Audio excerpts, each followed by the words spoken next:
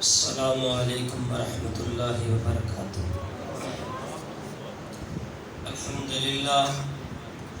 الحمدللہ وحدہ، والصلاة والسلام علی من لا نبی بعدہ، لا نبی بعدہ ولا رسول بعدہ ولا معصوم بعدہ، لا امت بعد امتہ، لا کتاب بعد کتابہ ولا شریعت بعد شریعتہ۔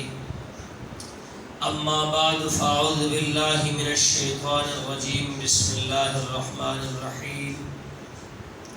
وَاعْلَمُوا أَنَّ فِيكُمْ رَسُولَ اللَّهِ لَوْ يُطِيعُكُمْ فِي كَثِيرٍ مِّنَ الْأَمْرِ لَعَنِتُّمْ وَلَكِنَّ اللَّهَ حَبَّبَ إِلَيْكُمُ الْإِيمَانَ وَزَيَّنَهُ فِي قُلُوبِكُمْ وَكَرَّهَ إِلَيْكُمُ الْكُفْرَ وَالْفُسُوقَ وَالْعِصْيَانَ أُولَئِكَ هُمُ الرَّاشِدُونَ۔ قال النبی صلی اللہ تبارک و تعالی علیہ وسلم: اصحابی کالنجوم فبأیہم اقتدیتم اہتدیتم، او کما قال صلی اللہ تبارک و تعالی علیہ وسلم۔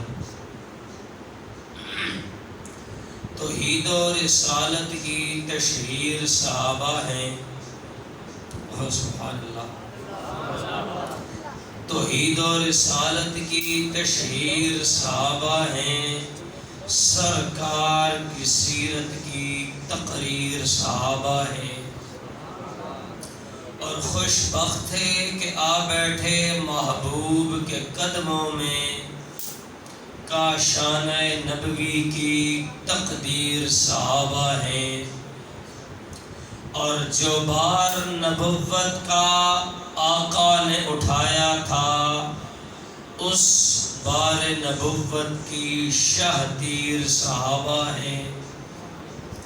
دو عرش پہ نورانی مدنی کے وزیر ہوئے، فرش پہ مدنی کے دو مشیر صحابہ ہیں، اور کفار پہ خالد نے تلواریں جو نو توڑی، آقا نے یہ فرمایا رب کی شمشیر صحابہ ہے۔ اور میرے بعد نبی ہوتا تو فاروق نبی ہوتا، پھر مان نبوت کی تصویر صحابہ ہے۔ اور اسلام وہ شجر نہیں کہ جس نے پانی سے غذا پائی ہے، دیا خون صحابہ نے تب اس میں بہار آئی۔ اللہ کے ساتھ تعظیم و تکریم، واجب الاحترام، قابل صد احترام احباب ذی وقار، حاضرین مجلس، پروگرام کا عنوان ہے محبت اہل بیت و عظمت صحابہ۔ میرے دوستو، صحابہ اکرام اور اہل بیت عظام یہ دونوں لازم ملزوم ہیں۔ صحابہ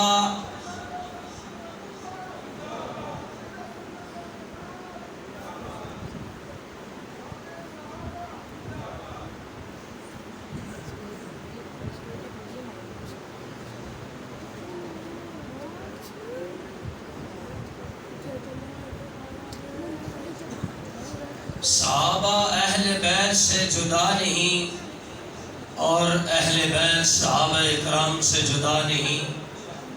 ہم پنج تن کو بھی مانتے ہیں اور سب تن کو بھی مانتے ہیں، حضرات اہل بیت کو بھی مانتے ہیں، اور صحابہ اکرام رضوان اللہ تعالی علیہم اجمعین کو بھی مانتے ہیں۔ اہل بیت بھی ہمارے سر کا تاج ہیں، اور صحابہ کرام بھی ہمارے سر کا تاج ہیں۔ میرے دوستو، عظمت صحابہ کرام کیا ہے؟ حضرت عبداللہ بن مسعود رضی اللہ تعالیٰ عنہ کی ایک روایت ہے.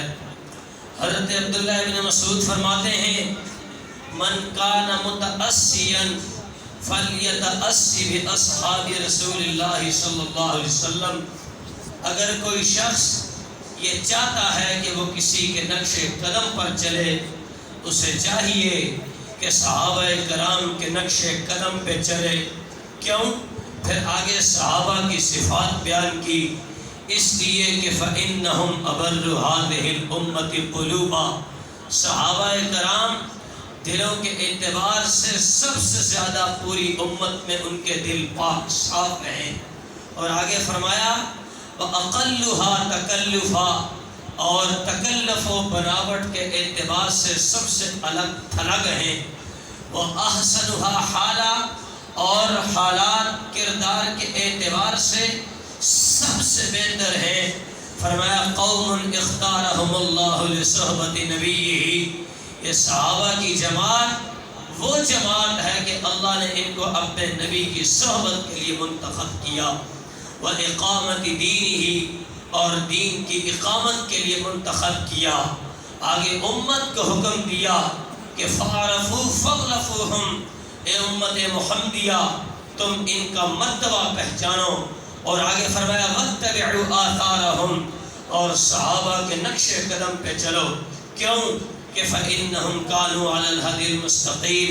یہ صحابہ اکرام رضوان اللہ تعالی علیہم اجمعین سب کے سب جو ہے وہ صراط مستقیم پر تھے، سب جو ہے وہ راہ ہدایت پر تھے.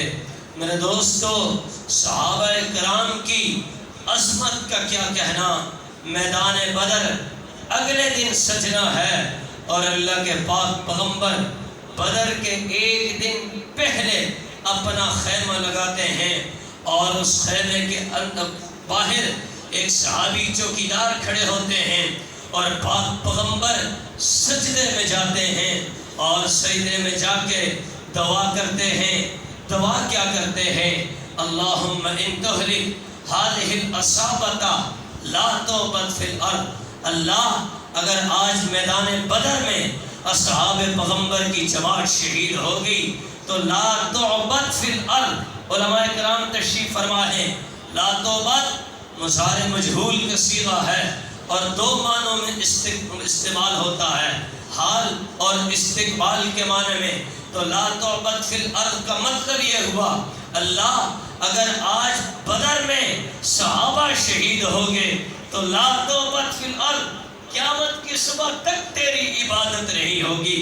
اللہ وجہ کیا ہے؟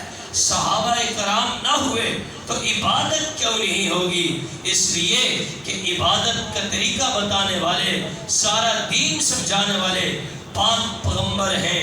اور پیغمبر صلی اللہ علیہ وسلم سے اگر صحابہ نہیں رہیں گے تو دین کون لے گا؟ عبادات کون سیکھے گا؟ قرآن کون لے گا؟ احادیث کون سا لے گا؟ اور پھر امت تک کیسے پہنچائے گا؟ اور جب صحابہ نہیں رہیں گے یہ دین آگے پہنچانے والا کوئی نہیں ہوگا. تو جب دین پہنچانے والا کوئی نہیں ہوگا تو اس لیے فرمایا لا تعبد فی الارض، قیامت کے صبح تک تیری عبادت نہیں ہوگی. معلوم ہوا اصحاب پیغمبر باقی ہیں تو رب کی توحید باقی ہے، صحابہ باقی ہے، نبی کی رسالت باقی ہے، صحابہ باقی ہیں، قرآن باقی ہے، صحابہ باقی ہیں، یہ مدارس ہیں، صحابہ ہیں، یہ مساجد ہیں. آج پوری دنیا میں جو اسلام کی فضائیں ہیں، دین کی فضائیں ہیں، لہریں ہیں، یہ صحابہ کرام کی برکتیں ہیں. اس لیے کہ پاک پیغمبر نے جب دین سکھایا تو اس وقت میں موجود نہیں تھا، آپ موجود نہیں تھے. آج یہ کلمہ ہم تک پہنچا، صحابہ کی برکت سے پہنچا. دین ہم تک پہنچا، صحابہ کی برکت سے پہنچا، قرآن پہنچا، قرآن کی آیتیں پہنچی، صحابہ کی برکت سے پہنچی، پیغمبر کے فرامین پہنچے، صحابہ کی برکت سے پہنچی۔ اور نارنگ منڈی کے لوگوں، آج یہ جو مسجدیں ہیں اور مدارس ہیں، انجمن ہیں، دین کی بہاریں ہیں، یہ سب صحابہ کی برکتیں ہیں۔ آپ کے پڑوس میں شہر لاہور ہے، اور شہر لاہور میں ایک کتاب میں پڑھ رہا تھا، سن 50 ہجری میں ایک صحابی محمد بن ابی صفرہ رضی اللہ تعالیٰ عنہ کا گزر ہوا۔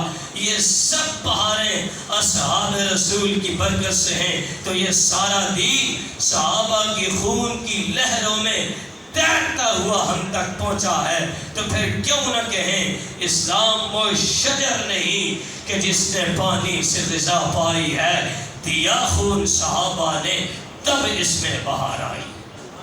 جو کچھ کہا ہے سنا ہے، اللہ عمل کرنے کی توفیق عطا فرمائے۔ وآخر دعوانا الحمدللہ۔